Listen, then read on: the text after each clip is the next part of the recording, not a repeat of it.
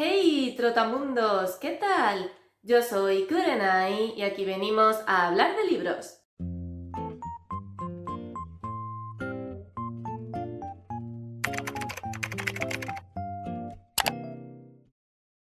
Hoy os traigo las lecturas que estuve realizando durante el mes de octubre, que excepto por una novela fue un mes bastante temático, en tanto en cuanto escogí mis lecturas basándome en este mood otoñal.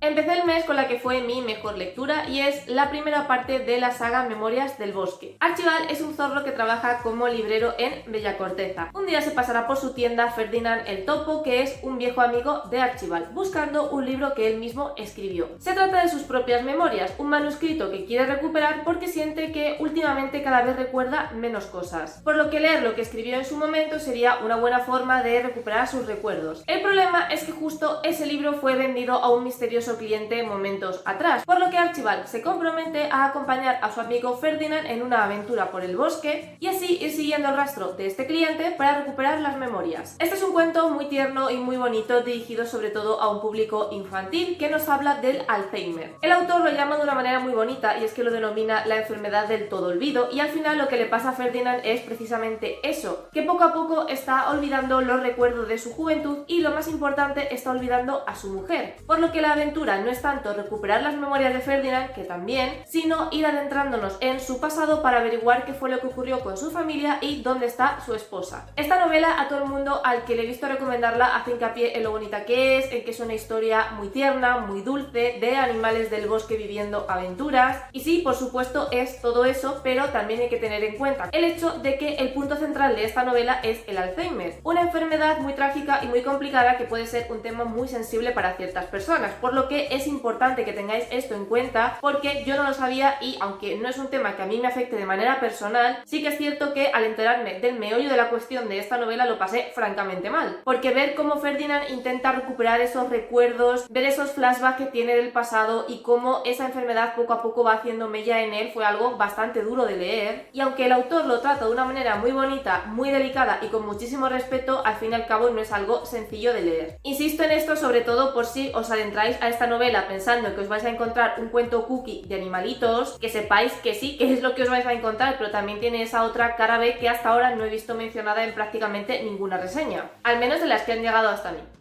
Después me leí un libro que fue decepcionante, porque es una novela de una autora nacional que he visto bastante recomendada y que yo pensaba que me iba a gustar, pero al final me he encontrado con una historia que no me ha aportado absolutamente nada, más allá de un intenso aburrimiento, y es Piel de Cuervo de Nia Blanco. Aquí tenemos un mundo de fantasía que está dividido en dos reinos que al principio estaban unificados, pero que por diversas cuestiones terminaron separándose y ahora son enemigos mortales. Estos dos reinos además están divididos físicamente por una grieta insondable a la que llaman el Abismo, una grieta muy peligrosa porque en ella moran criaturas mágicas muy destructivas. Además también es peligrosa para los propios humanos porque si bajas allí sin la protección adecuada puedes morir con mucha facilidad, no solo por estas criaturas sino también por la propia atmósfera y el ambiente de este sitio. Nuestra protagonista es Liz, que el día de su cumpleaños vio como una de estas criaturas, llamada Cantapenas, atacó a su hermana y esta murió delante de ella. Aunque no lo pudo ver bien porque estaba a cierta distancia, ella está segura de que el culpable de esta muerte es el príncipe cuervo, que es el hijo del rey del reino enemigo. Es por eso que desde ese día se ha entrenado con el objetivo de encontrarse a este príncipe y vengarse por la muerte de su hermana. Para ello se hará muy buena amiga de una cartógrafa que va a incluirse en el grupo de exploradores que una vez cada cierto tiempo tienen que bajar a la grieta, porque en esa grieta hay una flor muy importante que renueva la magia del rey y del príncipe de ese reino enemigo. Se sospecha que el propio príncipe va a estar en dicha exploración, pero evidentemente de incógnito, por lo que el plan de Liz es hacerse pasar por cartógrafa y durante toda la expedición intentar averiguar quién de sus compañeros es el príncipe para cuando tenga la oportunidad poder asesinarle. Mi problema con este libro es que es una fantasía que siento que hemos visto repetida hasta la saciedad, y eso para mí no es un problema en el caso de que me enganche, haya personajes interesantes, la trama me tenga intrigada por algún motivo, pero es que no ha pasado nada de eso. Al contrario, es un libro que me ha aburrido muchísimo, no he soportado ni he conectado con ninguno de los personajes y he generado general es una obra que se me ha hecho muy cuesta arriba. Una de las cosas que no he soportado es el cliché de protagonista de tengo un enemigo mortal, llevo muchos años preparándome para vengarme de ese enemigo, pero luego resulta que descubro que el enemigo es guapísimo y entonces ya todos mis principios se tambalean un poco. De verdad, es que no soporto a ese tipo de protagonistas. No puede ser que todas esas convicciones se vayan a la mierda cuando descubres que la persona a la que tienes que matar tiene abdominales. Es que además la autora intenta jugar contigo al despiste, porque al principio te presenta a un personaje y Liz lo primero que piensa es, oye, esta persona tiene todas las características para ser el príncipe, porque en realidad nadie conoce al príncipe, entonces literalmente podría ser cualquiera. Y a partir de ese momento es como que la autora intenta tirar balones fuera y empieza a intentar despistar al lector, presentándote a diferentes personajes y haciendo que la protagonista y por lo tanto tú se crean que alguno de esos personajes puede ser el príncipe y no la persona a la que han señalado en el primer lugar. Pero es que lo hace tan rematadamente mal, porque la autora es tan poco disimulada a la hora de revelar quién es el príncipe,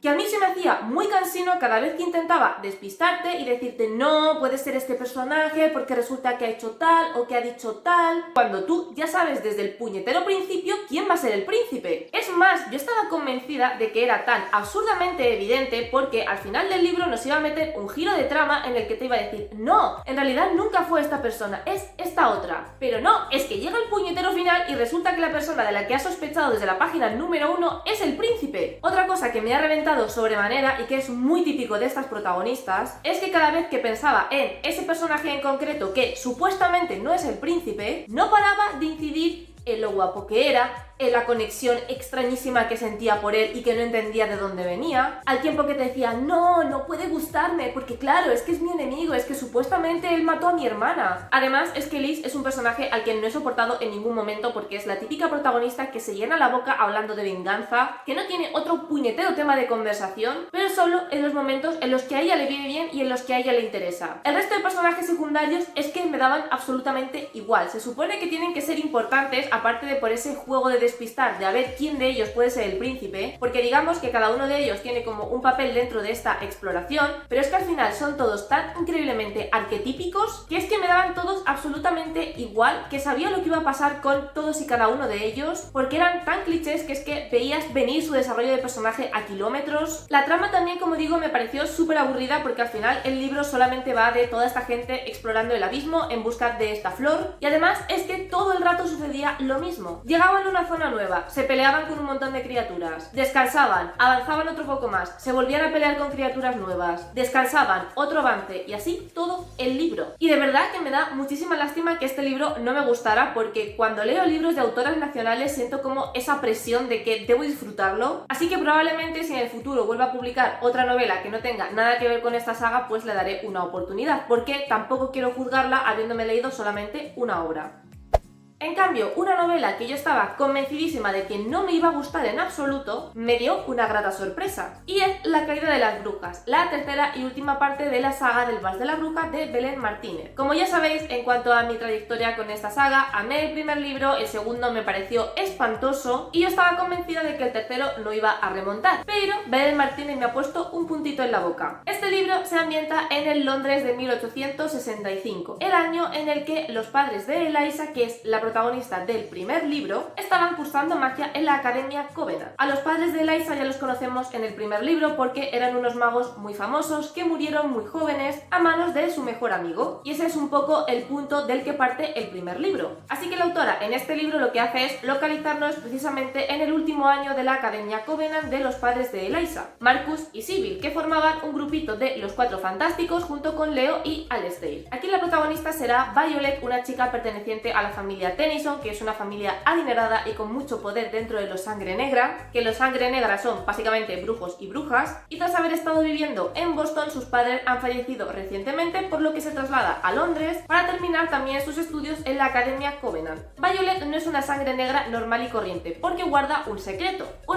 que es cuestión de vida o muerte y que nadie puede descubrir. Además, implica acercarse a Marcus, Sybil, Leo y Alasdair, porque el futuro de todos los Sangre Negra dependen de de que Violet sea capaz de meterse en su círculo. Mi mayor aliciente para leerme este libro era que estuviera ambientado otra vez en esa época londinense del siglo XIX y que el centro de la historia fueran estos 4 personajes: Marcus, Sybil, Alastair y Leo, porque son, con diferencia, los mejores personajes que tiene esta saga. Y claramente es lo que más he disfrutado. De hecho, Violet como protagonista me sobraba. Y ojo, que Violet es un personaje que me ha gustado bastante. Y entiendo por qué la autora ha contado la historia desde su punto de vista. Pero sinceramente habría preferido 1000 veces que la historia hubiera alternado entre el punto de vista de Violet y el punto de vista del resto de personajes. Pero gracias a los dioses, la autora nos regala capítulos narrados desde el punto de vista de Alastair, que es literalmente mi personaje favorito de toda la saga. Y esos capítulos me los he gozado, que es que no os hacéis ni una idea. Y aunque la trama me ha gustado, porque sinceramente me ha parecido bastante original, dado que no tenía ni la más mínima idea de por dónde nos iba a meter la autora, aunque me ha encantado la ambientación, porque volvemos a esa academia Covenant y porque además por fin tenemos un libro que transcurre enteramente en la academia, que era algo que yo echaba en falta en los libros anteriores, lo que más me ha dejado insatisfecha ha sido el romance y el final. El romance porque parece que la autora se ha unido a esta tendencia que hay últimamente en las novelas de fantasía de meternos un romance con calzador. Además, es que la primera escena en la que la protagonista conoce al que evidentemente va a ser su interés romántico el resto de la novela, es una escena donde hay insinuaciones calentorras. Y sinceramente es que estoy muy cansada de que parezca que en los últimos libros que se están publicando, los 2 personajes que van a ser pareja eventualmente tengan que conocerse en una escena incómoda y de alto carácter sexual. Estoy cansada de que todas las novelas tengan que tener escenas subidas de tono. Es que de verdad no puedo más. El romance tampoco me gustó porque el interés amoroso no me gusta, porque la relación que hay entre ellos, y no me refiero a la romántica, sino el vínculo que hay entre esos 2 personajes, que no os puedo contar porque sería spoiler, pero que es evidente desde que se presenta al interés masculino, me pareció muy desagradable. Y el hecho de que existiera este vínculo entre ellos 2, aunque luego más adelante te das cuenta de que este vínculo no es tal y como lo pensabas porque pasan ciertas cosas, pero bueno,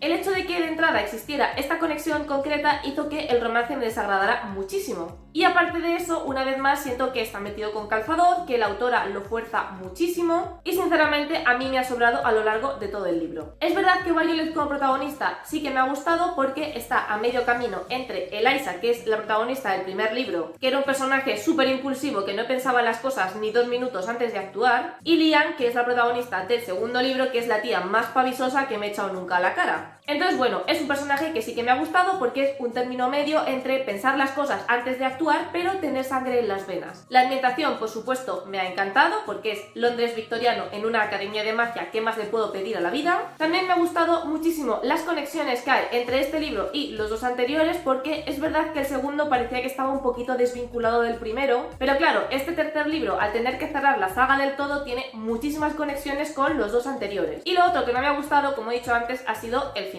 Porque el final siento que por una parte ha sido un final redondo, pero ha sido un final redondo para el tercer libro, no para toda la trilogía. Porque aunque sí que me ha gustado, me ha dejado con la sensación de ¿para qué me he leído el primer y el segundo libro si has decidido cerrar la historia de esta manera? La conclusión es que este libro es verdad que me ha gustado mucho y lo he disfrutado mucho. También es cierto que iba con las expectativas bajísimas porque estaba convencida de que lo iba a odiar, pero aún así sigue sin haber sido un libro perfecto, que para mi gusto ha habido muchas cosas que no me han terminado de encajar, y me reitero en que en El Vals de la Bruja es el mejor de toda la trilogía.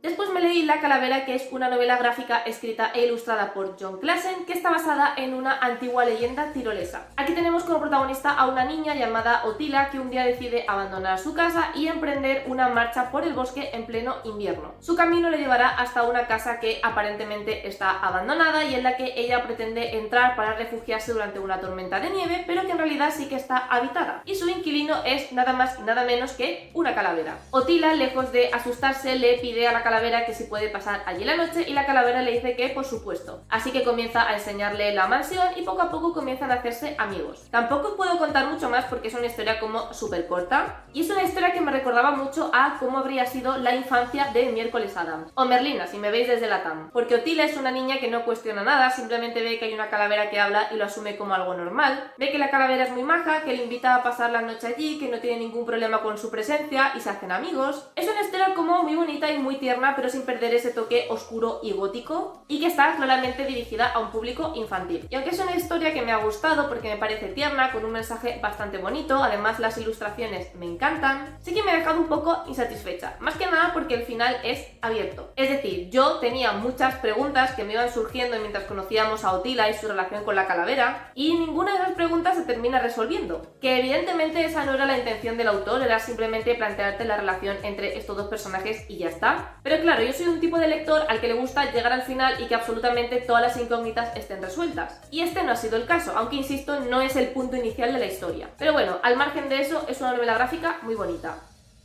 Y ya por último me leí Una marea oscura y letal de Alison Saff. Nuestra protagonista es Lorelei, una folclorista que se va a embarcar en una exploración para encontrar el origen de la magia. Y es que el rey que gobierna ahora mismo ve su poder un poco endeble porque básicamente lo ha conseguido a base de unificar el reino en contra de la voluntad de las personas que vivían en los diferentes reinos. Así que para terminar esa unificación y para intentar que sus súbditos le vean como el legítimo rey a pesar de que no lo consideren como tal, su plan es encontrar un mítico manantial que según las leyendas es el origen de la magia y que le otorgará a la persona que beba sus aguas un inmenso poder. Por lo que Lorelei junto con su maestra y otros compañeros será una de las elegidas para embarcarse en esta aventura. Con ella irá también Silvia, que es una naturista, que en este caso significa experta en criaturas mágicas. Ellas dos desde siempre se llevan a matar porque Silvia es una princesa con todos los privilegios que ello conlleva y Lorelei en cambio ha tenido que ganarse su posición con uñas y dientes porque pertenece a un reino que desde siempre ha sufrido muchísimo racismo injustificado, por lo que ella no ha tenido en absoluto una vida fácil. Y ver a Silvia consiguiendo todo lo que ella quiere simplemente por el hecho de ser una princesa ha hecho que entre ellas surgiera muchísima rivalidad. Por lo que el plan de Lorelei es hacerse valer en esta expedición, demostrarle al mundo que ella es muy buena folclorista para que esto le valga un hueco en la corte y así no tener que sufrir más por su origen. Pero esta expedición empezará con muy mal pie porque ya en la primera travesía la maestra de Lorelei será asesinada, por lo que Lorelei tendrá que hacerse cargo de la expedición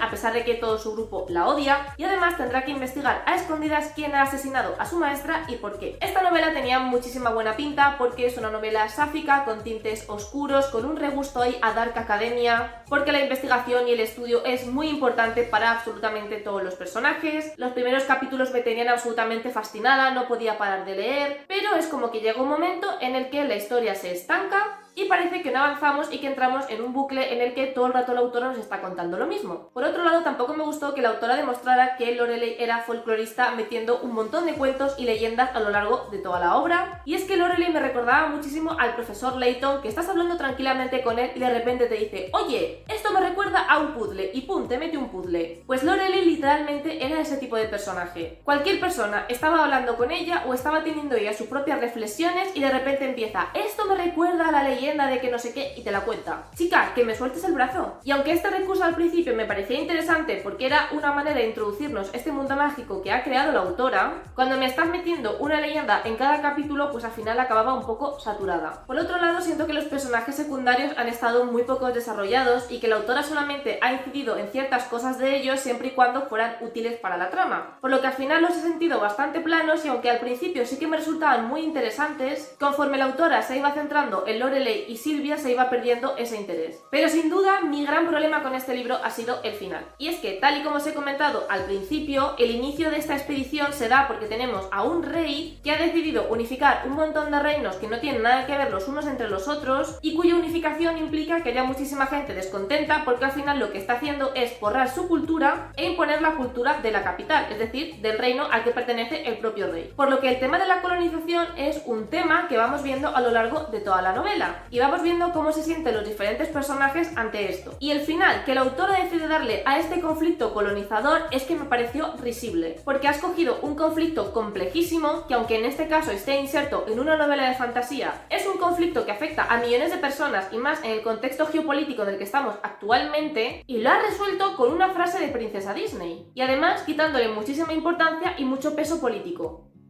Y ya por último me leí un thriller bastante oscuro que es el de Figuras ocultas de Jason Recular. Mallory por fin ha terminado con su rehabilitación porque ha sido una chica drogodependiente durante muchísimos años, pero por fin está limpia y en busca de un trabajo decente que le permita llevar una vida normal. Es así como termina trabajando como niñera de Ted, un niño con el que sentirá una conexión muy fuerte desde el momento en el que le vea. La tratan súper bien, a pesar de vivir con ellos tiene como su propia casita en el jardín, así que tiene total independencia. Y además enseguida se gana la confianza con Ted, hasta el punto en el que el niño comienza a hacerle dibujos a Mallory. Al principio estos dibujos son completamente normales, los típicos dibujos de círculos y palos que hace cualquier niño pequeño, pero Mallory se va dando cuenta de que cada vez los dibujos parecen más siniestros. Y es que resulta que en algunos de esos dibujos Ted está dibujando a la que según él es su amiga invisible. Pero las escenas en las que sale su amiga invisible son bastante retorcidas porque parece que está sufriendo, que está gritando e incluso empieza a dibujar como si su amiga invisible hubiera sido asesinada. Es una historia que engancha muchísimo porque cuanto más siniestro se va volviendo todo, más cosas queremos saber. ¿Quién es esa mujer que supuestamente fue asesinada según los dibujos de Teddy? ¿De verdad está ocurriendo todo eso o es fruto de la imaginación de Mallory? La novela se va volviendo cada vez más siniestra, cada vez más extraña. El autor ha conseguido transmitir perfectamente el miedo, la tensión y la angustia que sufre la protagonista y puedes empatizar muchísimo con ella y con todo lo que te está contando y con todo lo que está viviendo. Mi parte favorita es cuando Mallory comienza a investigar a este supuesto fantasma que sigue al niño y comienza a averiguar toda la historia que hay detrás. También me daba muchísima angustia el ver cómo Mallory intentaba hacer las cosas bien y hablar con sus padres y hacer que entraran en razón, y ellos en cambio, como no querían creer sus teorías porque le parecían totalmente descabelladas, simplemente lo descartaban y ya está. Y podía sentir perfectamente la impotencia de Mallory porque tú sabías que estaba ocurriendo algo raro en esa casa, tú sabías que el niño estaba en peligro y Mallory literalmente no podía hacer nada al respecto porque las únicas personas que podían protegerle eran las únicas personas que no la creían, y encima cuanto más insistía al respecto más empezaban a sospechar que quizá había vuelto a recaer en las drogas cuando eso no es cierto. Y también es un libro que me dio miedo, no miedo de decir tengo que dejar de leer porque me estoy asustando muchísimo, pero sí que es verdad que hay algunas escenas en las que yo estaba súper tensa porque era como que sabía que iba a pasar algo pero no sabía el qué y en qué momento. Así que si buscáis un thriller psicológico con estos toques de horror, de misterio sobrenatural que dé un poquito de miedo y que además enganche muchísimo, porque de hecho yo esta novela me la leí literalmente en un día, es una obra que recomiendo mucho. Y hasta aquí todas las lecturas que realicé durante el mes de octubre. Como veis, excepto una que era novela de fantasía sin más, el resto he intentado que estuvieran relacionadas un poquito con el mes de octubre y esta época más otoñal, más spooky season, y la verdad es que he acertado con todas. Es verdad que no he acertado en el sentido de que no todas me han maravillado o me han gustado tanto como yo pensaba, pero bueno, este es el riesgo de ser lector. Recordad que podéis seguirme en mis redes sociales, Twitter, Instagram y el blog, donde voy enseñando de una manera mucho más detallada todo lo que leo. Si os ha gustado este vídeo, que os gusta el contenido de mi canal, no os olvidéis de suscribiros. Os recuerdo que vídeo todos los domingos a las 6 de la tarde hora española. Muchísimas gracias por estar un día más conmigo y nos vemos en el próximo vídeo.